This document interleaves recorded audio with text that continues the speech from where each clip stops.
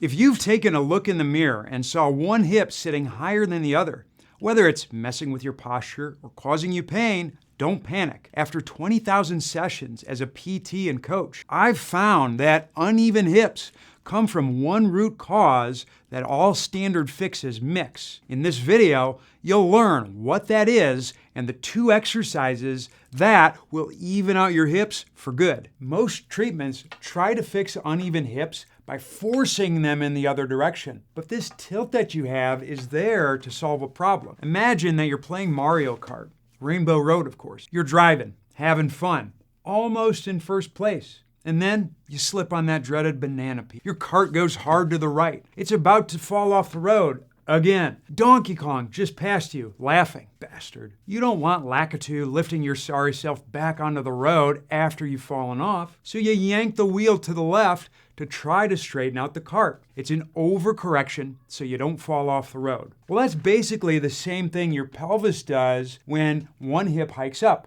or they become uneven. To stay upright, your leg has to rotate inward. This is called internal rotation. This motion is what puts force down into the ground. If you're biased towards external rotation or outward rotation when you stand, your weight's gonna fall to the outside of your foot. Your body is trying to stay on Rainbow Road. So what does it do? It tilts the pelvis upward, like you're seeing here. When this happens, boom, I run out of IR, but then I hike the pelvis up like this. It now gives me the appearance of more internal rotation, but it's an illusion. The end result, you're able to stay on the road because now you can internally rotate and push down, but now you can only booty bump one direction and not the other. Infinite sadness. But this is the reason why shoe lifts don't work. It's why stretching uneven hips doesn't work. And it's why even if you go get it adjusted week after week after week, it still comes back. You're treating the wheel. You're not fixing the spun out tire. You're not improving your ability to internally rotate on the hiked side. But before you do any exercises, you need to know which side you should address.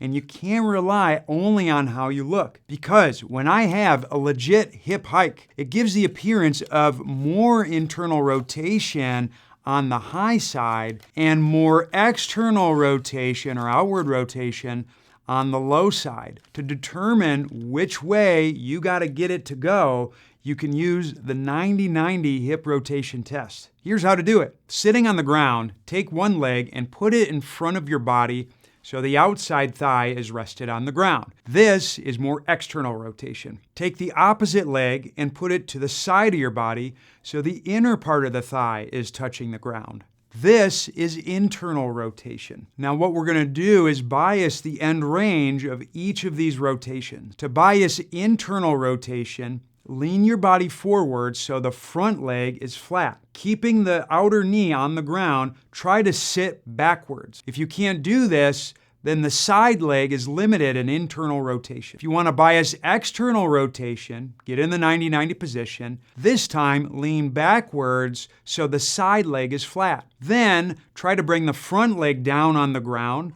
so the thigh touches it. If you can't do that, you're limited in external rotation. If you notice that you can get both legs on either side flat, aka it's too easy, then what you can do is press both knees down and lift your hips up in the air. This biases the rotation on each leg even further and can pick up some of those limitations in those really flexible people. Now, the way you can tell where your hike is depends on the side that's limited in external rotation. Whichever side is limited in external rotation, that side is where the hip is going to be, from a movement perspective, higher. The opposite, limited in internal rotation, will be the low side. So if I have a loss of external rotation on the right and a loss of internal rotation on the left, treat the right hip as the higher of the two. And if you're tight on both sides, then you're going to need to address more superficial muscle restrictions first. In true form, we're only going to do 2 exercises at a time and in a sequence to even out the hips. You'll want to spend 3 to 6 weeks focusing on these moves and then recheck your tests. If you were the person who was tight on both sides, you got to start lowering that overall tension that you have before addressing the hip hike. It's kind of like taking a shoe off before you take your socks off. So if that's you, Sorry, you got to do 3 exercises. You're hella stiff. What'd you expect? To start, if you were the person who was hella stiff, aka limited on both sides, the way we address it is by reducing excessive muscle tension. One of the best ways to do that is with a very slow and controlled log roll. Lie on your side with something underneath your ribs and your pelvis. I like an ab mat, but you can also use a rolled up pillow or towel. Your hips are going to be at about a 70-degree angle. You're going to have your arms in front of your chest atop one another. Quietly nasal breathe during this, not forcing any air in and out. The name of the game is chill. You're going to slowly slide your entire body backwards, keeping your chest and pelvis lined up with one another, and then roll back to the start. Roll backwards, chest and pelvis aligned, roll back to the start, moving as one piece. As you do this roll, you want to keep it in a range where you're not feeling a stretch or any muscle tension whatsoever. Think about melting and relaxing down into the ground. The biggest mistakes that I see people make is going way too far and trying to force a stretch. When you stretch a muscle, it's producing more tension. We're trying to get the opposite of that in this circumstance. Do 2 to 5 minutes per side. Now that you no longer look like you've been reliving the mannequin challenge since 2016, it's time to drive some actual internal rotation on the side that's hiked up. We're gonna do this with a stagger squat. Putting the hiked side in the back helps restore the rotation in the pelvis and hips that has been limited this whole dang time. Grab a foam roller, place it on your lower back, and rest it up against the wall. Walk your feet out so they're about 2 to 3 foot lengths out in front of you. On the hike side, slide that foot backwards so your big toe is in line with roughly the end of your arch on the opposite foot. Hold a weight out in front of your chest, keeping your feet flat on the ground and your eyes forward. You're going to get a long inhale through the nose in the top position and then squat down. You'll stay well above parallel on this move. I would start by holding this position, softly exhaling through the mouth. So it's stay in the squat, staying heel heavy, long in through the nose, soft out through the mouth. If you decide to hold, I would do so for 3 sets of 60 seconds. If you've done that and you feel pretty good with it, I would then work on the dynamic version. So you inhale at the top,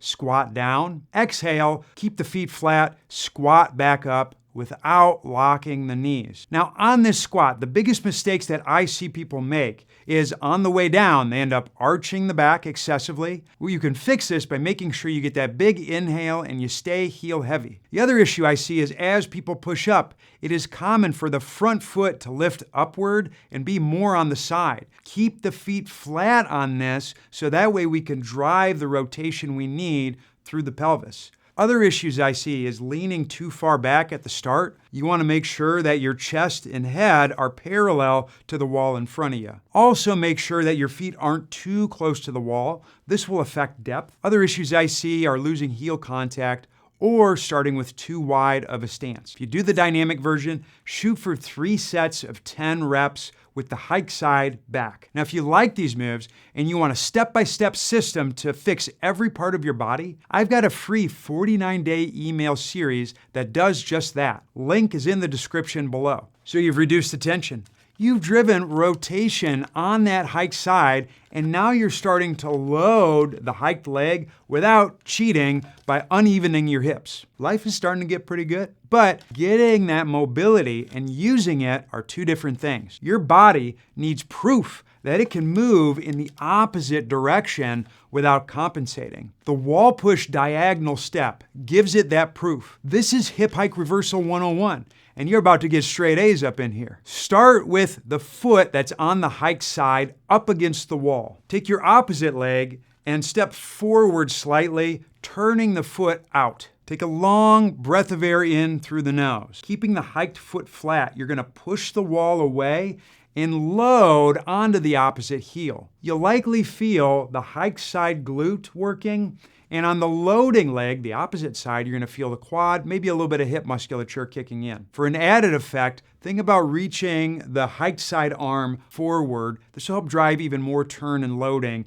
into the opposite side. Exhale at the very end, back to the start. So it's inhale, Long, slow through the nose, push the wall away, load onto the heel, exhale, get that little bit of reach. The biggest mistakes that I see people make are, as you load, swinging the trunk away from the load leg. You can oftentimes fix that by making sure you get that reach. Other issues I see are with the feet themselves and the knees. On the wall side leg, if the foot tips and the knee caves in, you got problems. Make sure the foot stays flat. On the opposite foot, if you see the knee cave in, make sure you stay heel heavy and that your knee shoots over your second toe. In terms of progressions, same rules hold true here as they did with the stagger squat. I would start with a hold, pushing the wall away throughout, maintaining that reach, and slowly breathing in through the nose and out through the mouth for 3 sets of 60 seconds. As it starts to feel more comfortable, you can progress to the dynamic variation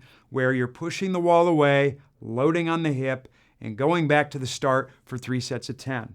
And when that move gets too easy, add a weight to it by holding the weight on the same side as the loading leg. Congratulations, your hips are more even now. But your lower back muscles might have not gotten the memo yet. It's common for people who have a hip hike to also have a tight quadratus lumborum muscle, or QL. If you need to tackle that, this video right here gives you my best moves to unlock it.